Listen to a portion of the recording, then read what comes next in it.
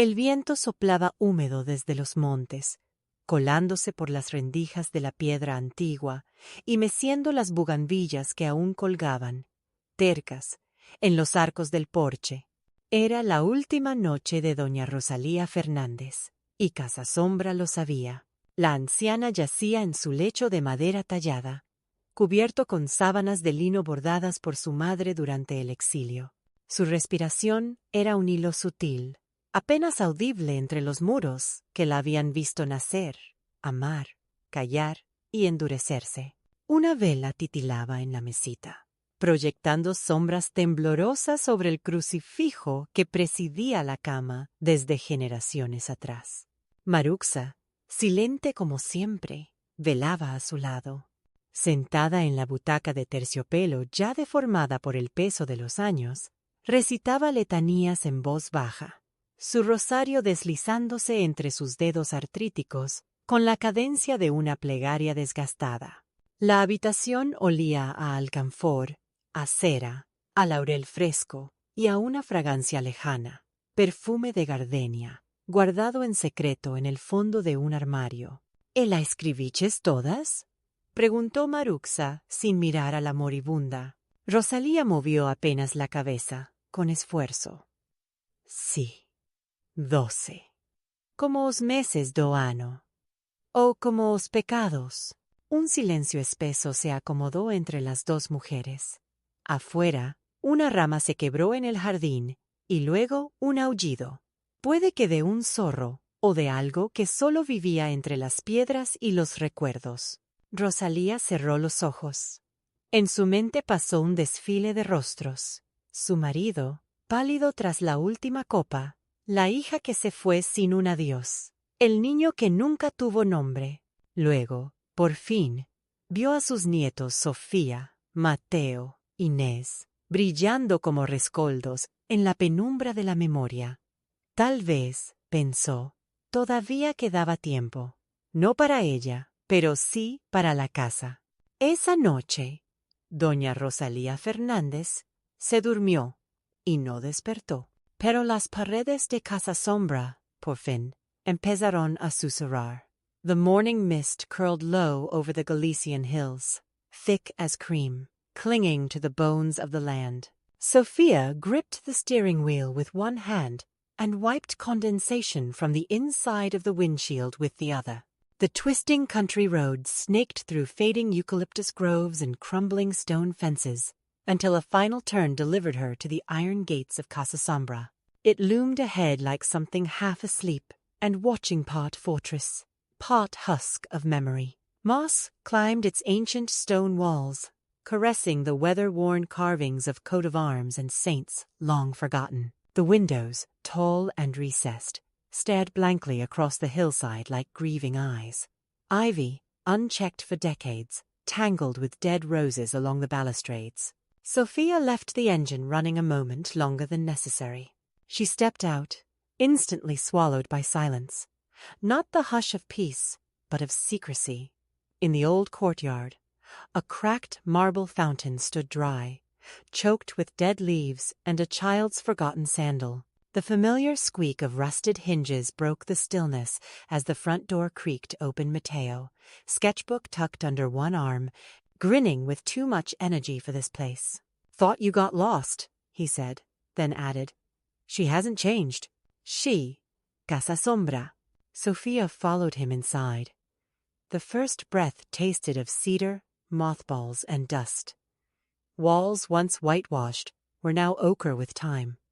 Her shoes echoed on stone floors, polished by generations of feet and gilt. High above, chandeliers hung like idle phantoms. In the salon, Inés stood rigid beside the velvet chair, where for decades Rosalia had held court over every argument and afternoon tea. A black shawl hung over its arm like a shroud. "You're late," Inés murmured, not looking up from her tightly clasped hands. "I'm here," Sophia replied. The silence that followed pressed against their chests like the stone walls themselves. Then ever so gently wood groaned overhead, and somewhere, deep in the bowels of the house, a door clicked open. Casa Sombra had awakened. The reading of the will took place in the dim salon, where sunlight filtered through heavy lace curtains like ash falling through holy water.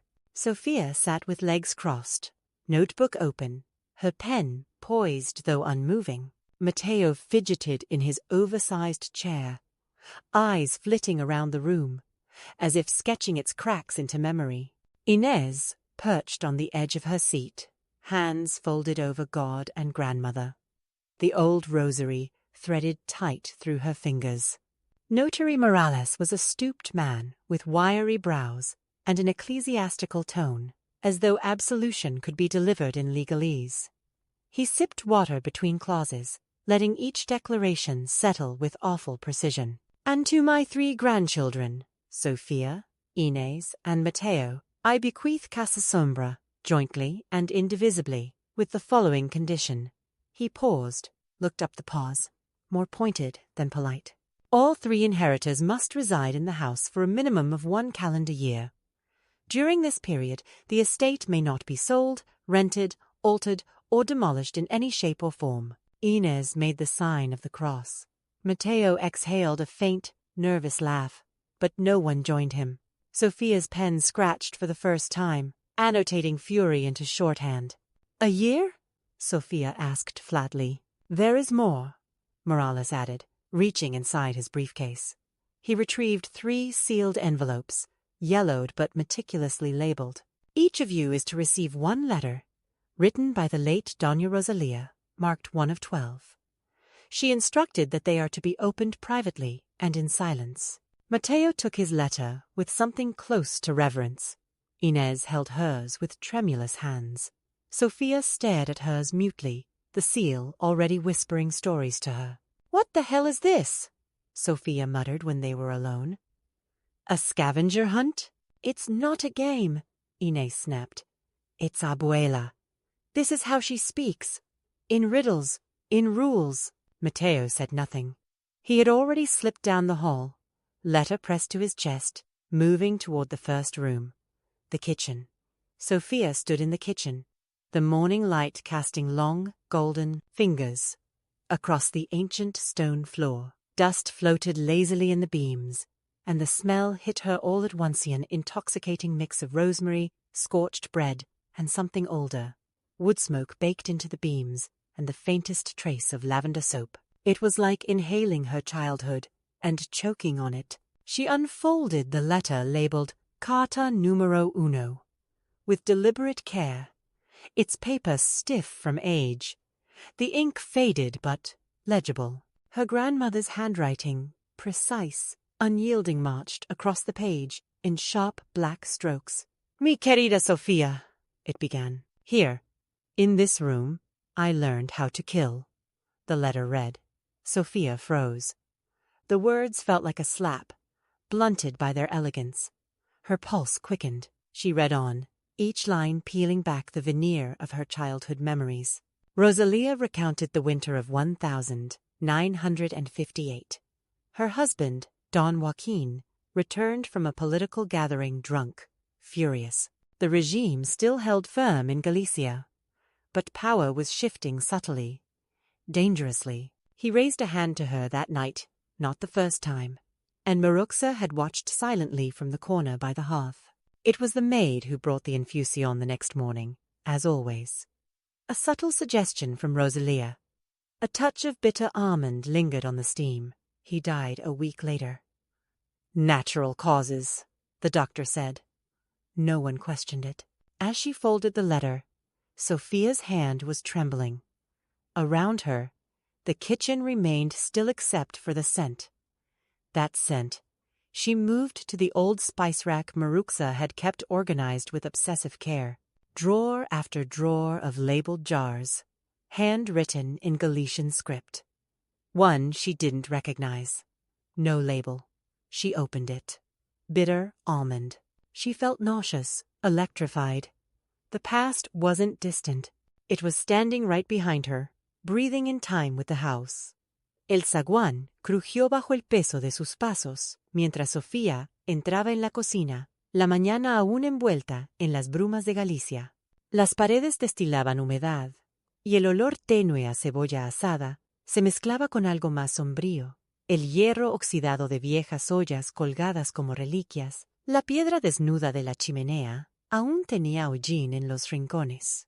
Encima de la alacena, una botella vieja de aguardiente aguardaba, vacía desde hacía décadas. Mateo la siguió. Sus dedos tocaban apenas la encimera de mármol, levemente astillada en una esquina. Aquí huele a confesiones cocidas a fuego lento, susurró, como si la casa pudiera oírlo. Sofía ignoró el comentario. Su atención se posó en la caja barnizada que yacía sobre la mesa. La siguiente carta, con pulso firme, marcada 2 de 12. El sello de cera rojo estaba intacto, como una pequeña herida aún cerrada. La rompió. Mis queridos nietos, comenzaba el trazo intacto de Rosalía. Esta fue la habitación donde tomé la primera decisión que me quitó el sueño. El relato que seguía no era poesía, era veneno destilado palabra a palabra. Relataba los años del régimen, la sombra de un marido violento al que nunca se atrevió a dejar porque socialmente, legalmente, moralmente, no se podía.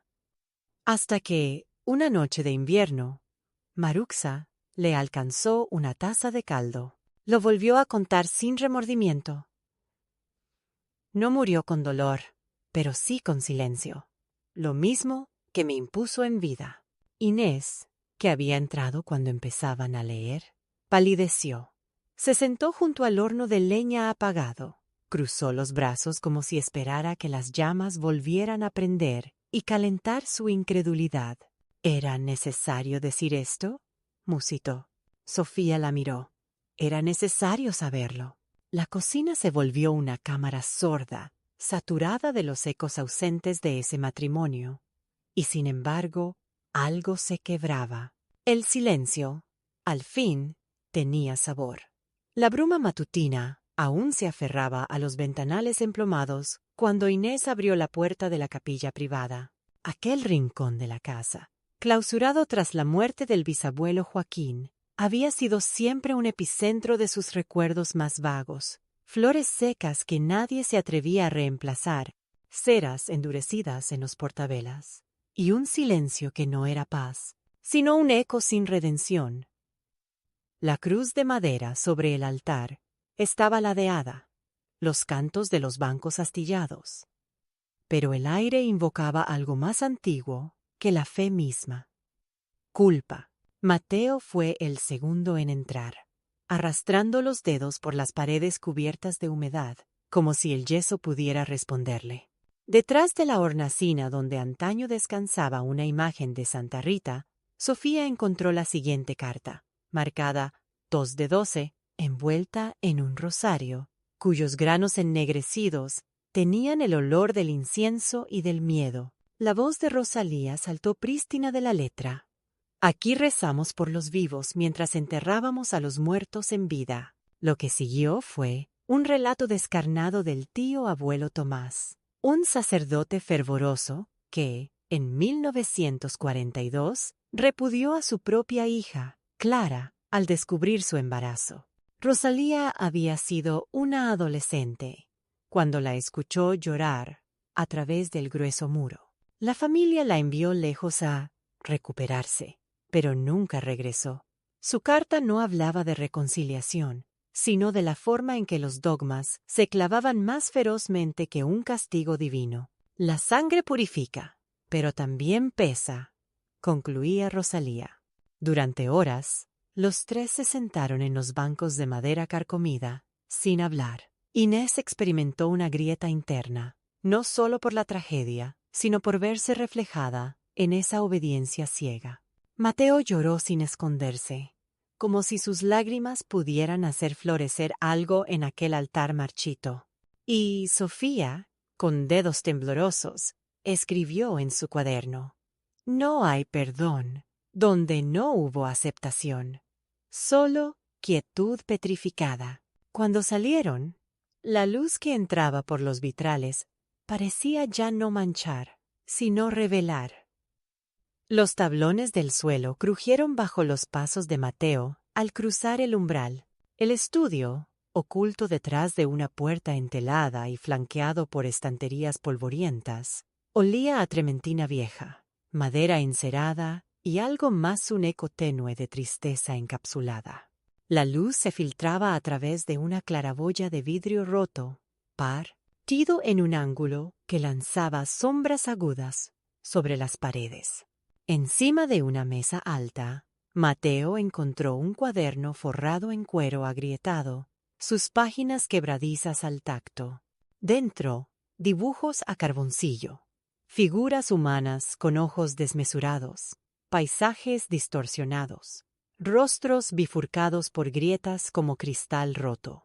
En una esquina, escrito en una mano nerviosa, Eusebio F. Mateo exhaló un nombre como si lo hubiese conocido ya desde sueños. Eusebio Fernández, el hermano del abuelo al que nunca se hablaba, borrado de retratos, tachado en las genealogías familiares. Un arcón de madera, a los pies de un caballete oxidado, contenía más cuadernos, tantos que Mateo tuvo que sentarse en el suelo para hojearlos, cada uno más desgarrador, más brillante, más perturbador que el anterior. El pincel de Eusebio parecía clamar por ser visto, por no desaparecer en el tumulto silencioso de los años. Absorto, Mateo no escuchó los pasos de Sofía hasta que la vio en el umbral, contemplándole en silencio. ¿Todo bien?, preguntó ella suavemente. Él alzó la vista, los ojos enrojecidos. ¿Sabías qué? No. Nadie me habló de él, dijo, acercándose. Mateo sostuvo uno de los bocetos hacia ella, un autorretrato donde el hombre tenía dos mitades, una luminosa, coloreada con azules vírgenes, y otra ensombrecida con trazos violentos. ¿Qué le pasó?, susurró Mateo. Rosalía lo encerró cuando empezó a ver cosas. Decían que era peligroso. Lo enviaron a un sanatorio en Lugo. Murió allí, dijo Sofía, leyendo entre líneas en una de las cartas ocultas que acababa de encontrar en un compartimiento secreto del escritorio. El silencio del estudio se volvió denso. El arte de Eusebio llenaba el espacio como un grito tapiado. Mateo se levantó despacio, con el peso de la sangre y del don entre las manos. Si esto está dentro de mí, dijo, no quiero volver a pintar sin saber de dónde vengo.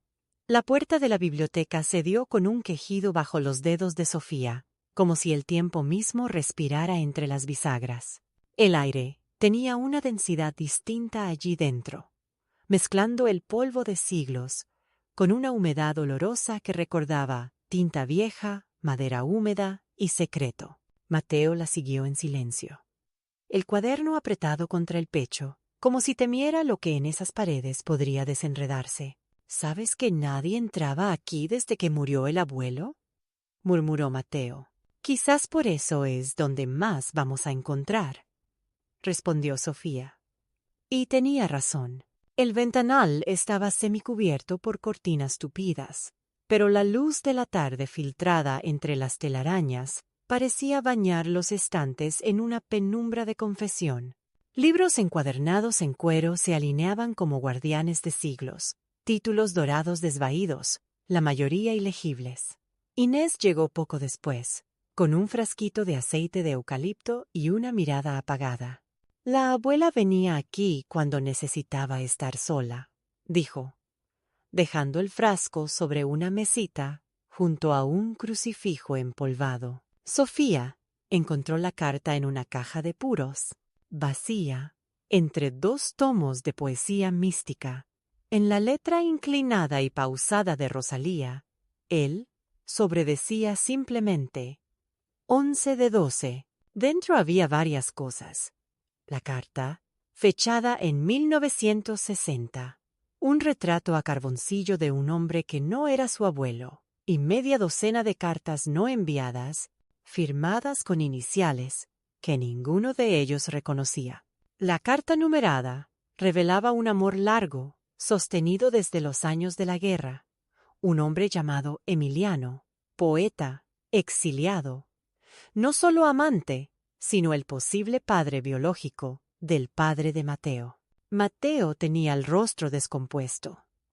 Leyó la carta en silencio y luego, sin decir palabra, se recostó contra la estantería, mirando el retrato como si el grafito respirara. Inés, en un gesto poco común en ella, se arrodilló junto a él, sosteniéndole la mano. «No eres menos Fernández», le dijo. «Eres más verdad». Sofía, desde el otro lado de la habitación, sacó su cámara e hizo la foto en silencio. No del retrato, ni de las cartas. De ellos. De eso, del instante en que el linaje dejó de ser sangre y se volvió elección. El candado del cuarto permanecía cubierto por una tenue capa de polvo, como si el tiempo hubiese querido velarlo discretamente, sin interrumpir su presencia. Mateo fue el primero en encontrarlo. Detrás de una cómoda desvencijada, mientras seguía una pared que respiraba, según dijo él, por una corriente fría que solo parecía nacer allí, Sofía, escéptica pero impulsada por su instinto periodístico, forzó la cerradura con una vieja llave que Maruxa había dejado junto a un bizcocho, sin decir palabra.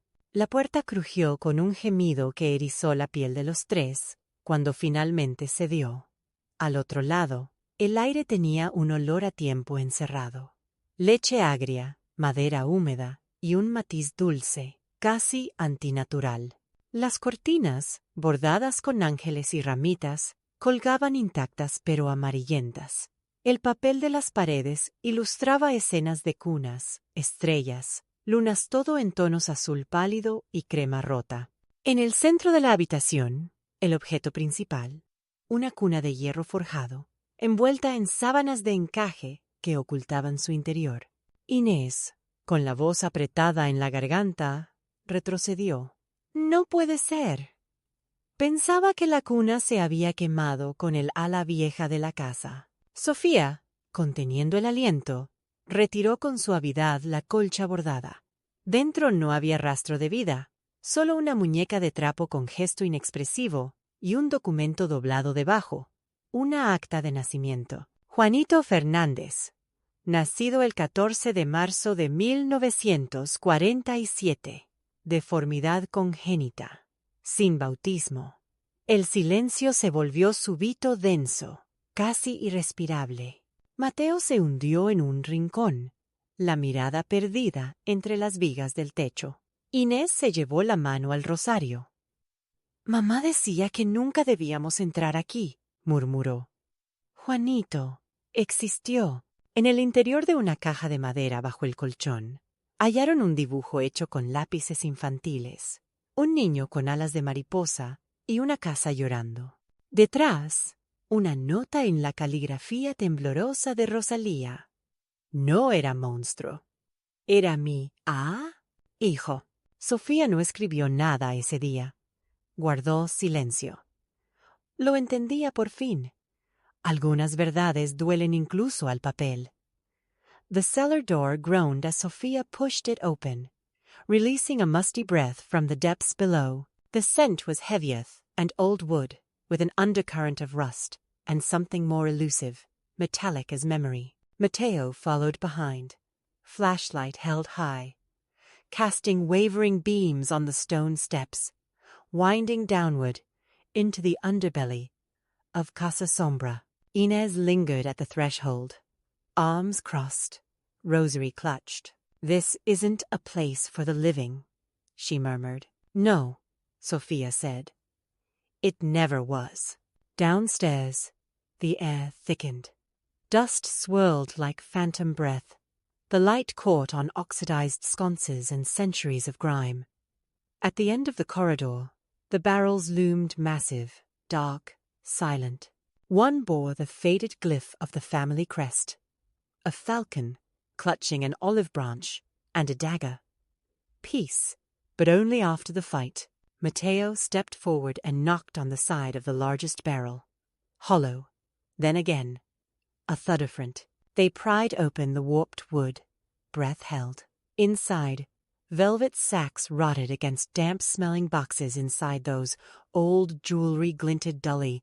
Coins dated 1937, a pocket watch with the Falangist emblem. Beneath it all, papers, maps, confiscation ledgers, names. Sophia sank to a crouch and opened her notebook.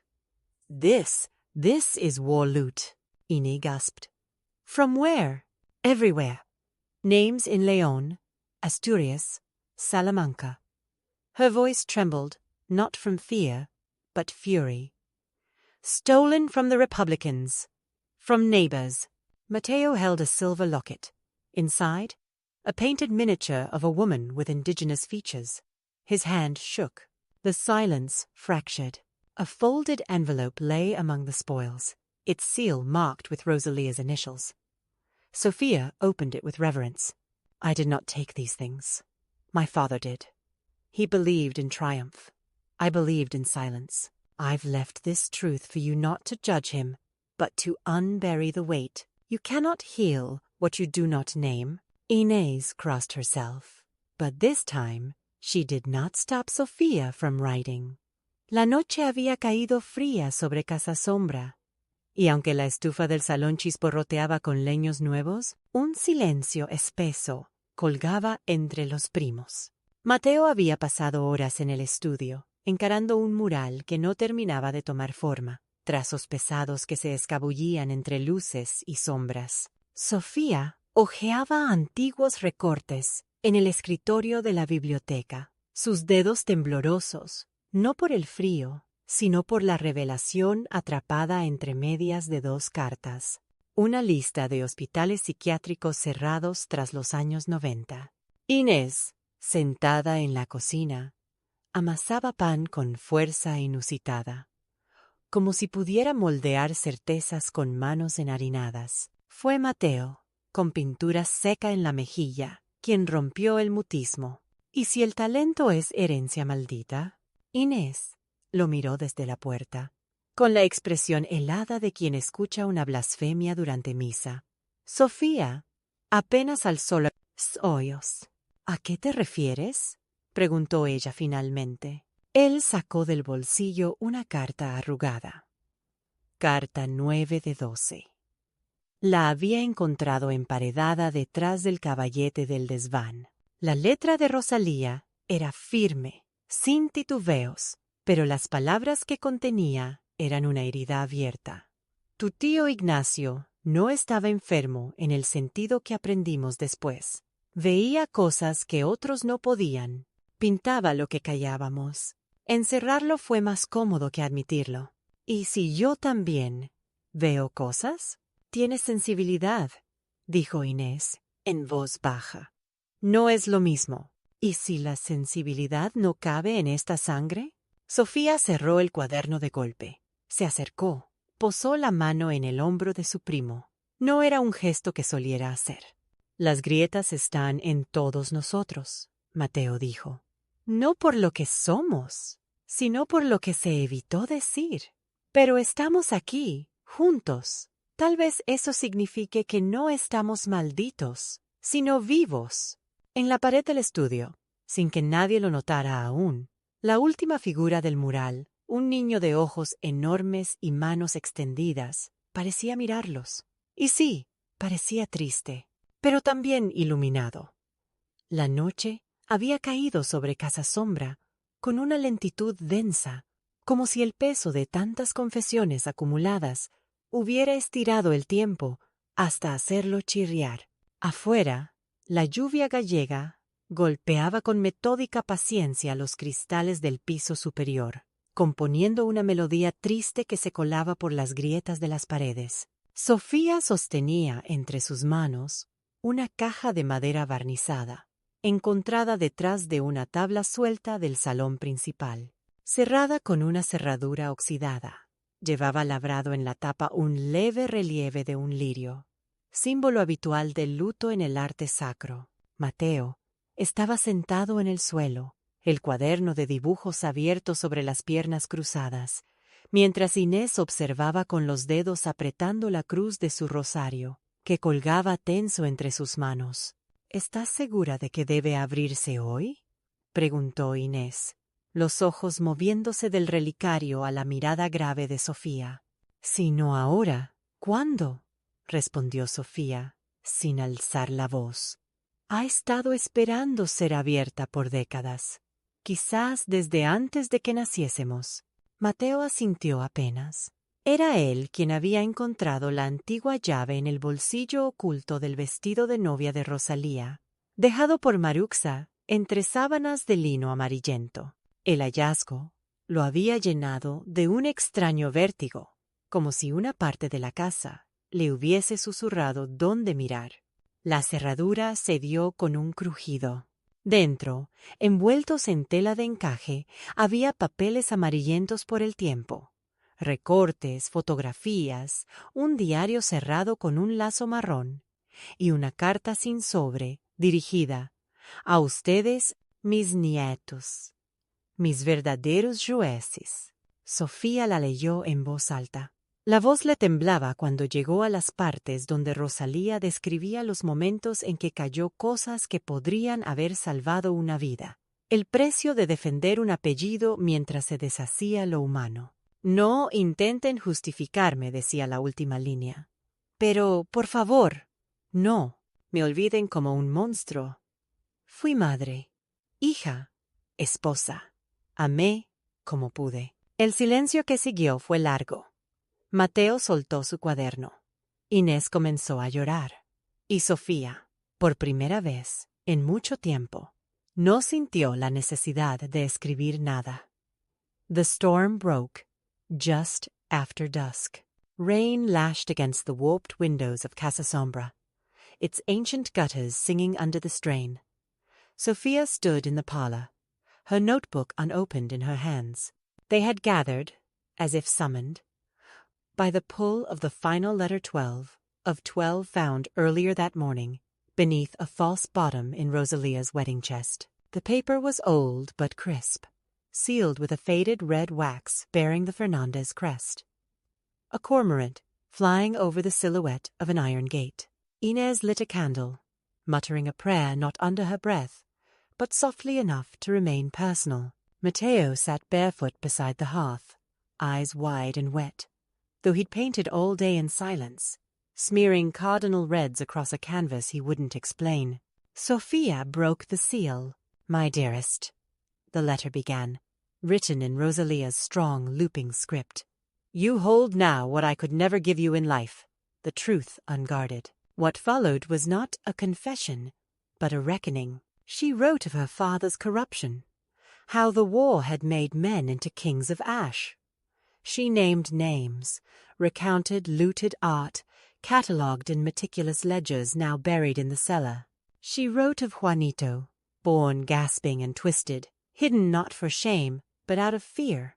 Fear the world would crush him far worse than their silence did. His crib in the nursery, always cold, had haunted her long after the house fell silent. She wrote of love to her affair with the man known only as E.S., whose letters had stained the margins of old prayer books. Mateo's blood traced not to the proud Fernandez line, but to that wartime passion never once dared into the open. And yet, she wrote, I loved your father, in name fiercely, perhaps more so because I owed him for the lie.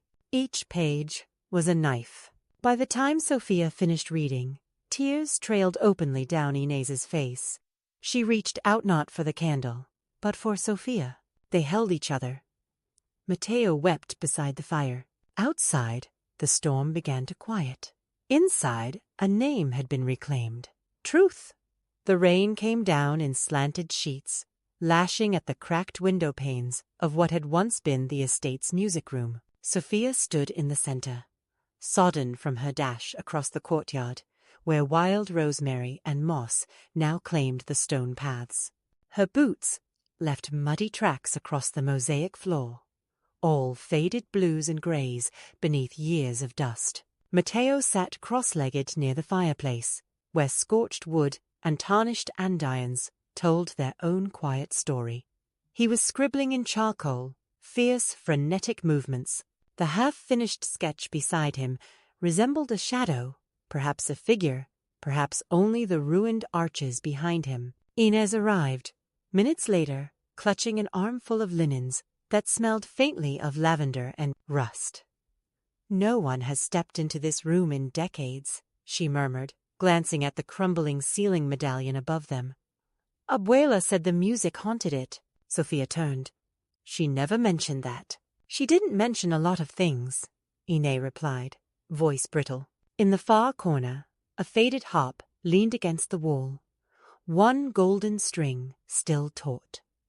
Sophia crossed over, brushing fingers against the keys of a closed clavichord. A letter was wedged underneath its lid, water-stained but intact, numbered 10 of 12. She read aloud, "Pride is the seduction of silence. I sealed this room when Arias turned to accusations.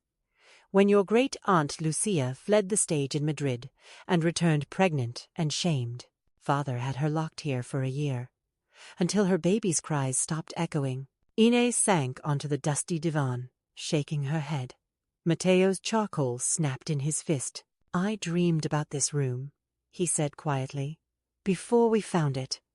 I thought it was me haunting it." Sophia knelt, her clothes damp and stained. "It's all of us." These walls bore the weight of appearances.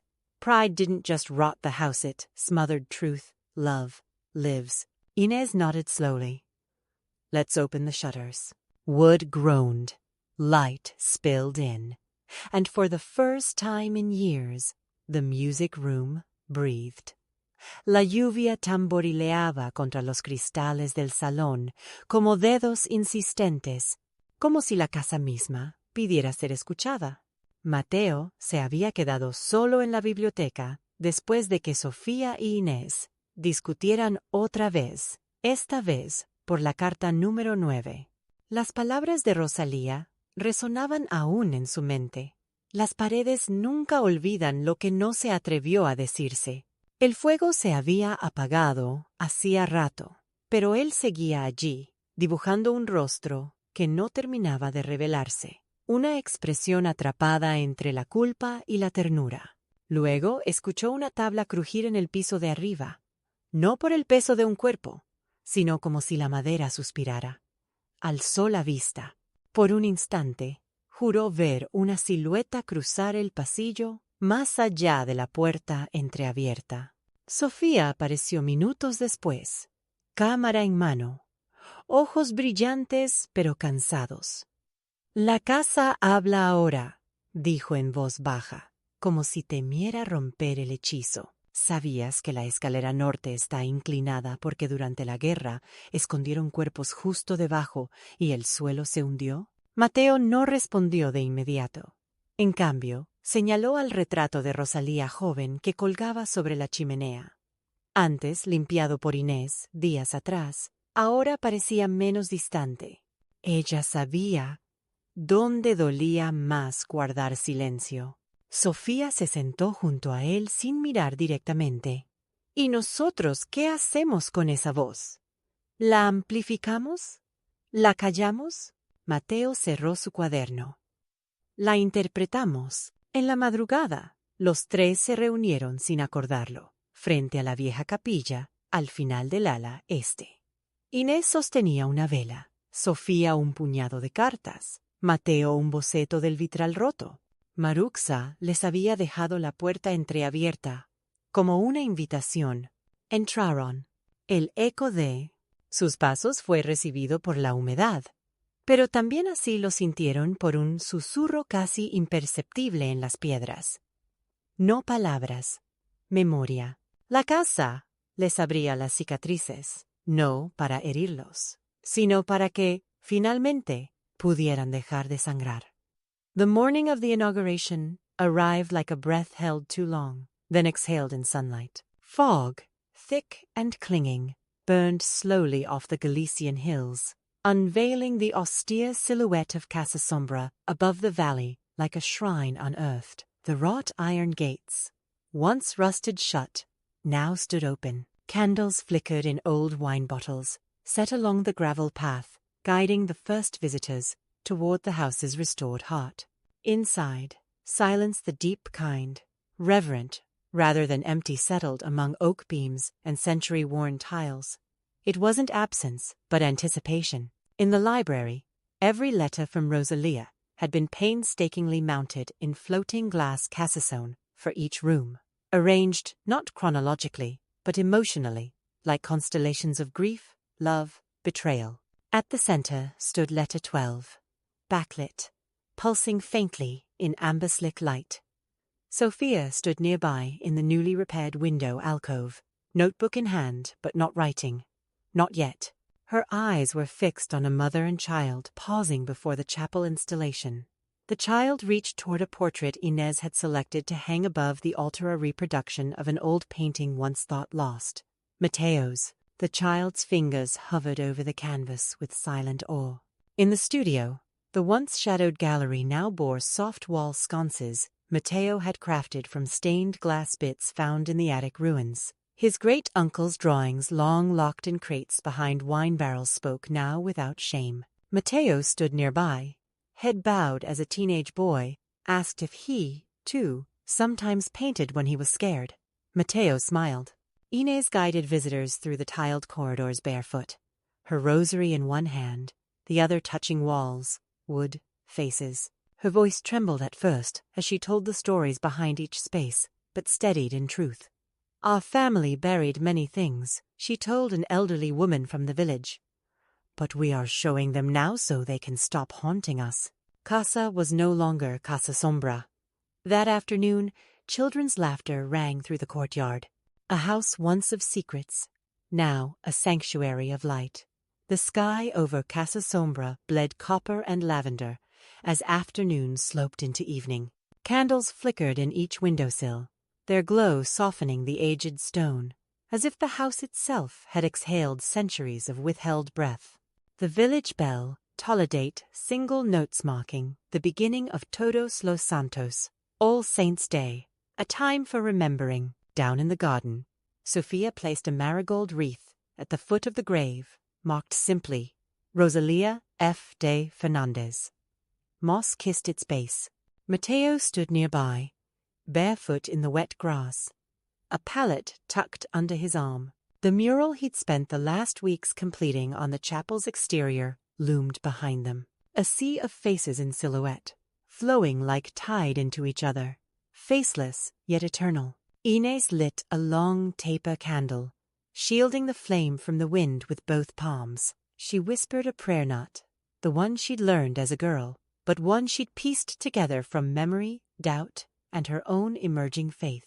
She knelt beside Maruxa, who sat silent on a bench, carved with lilies and worn names.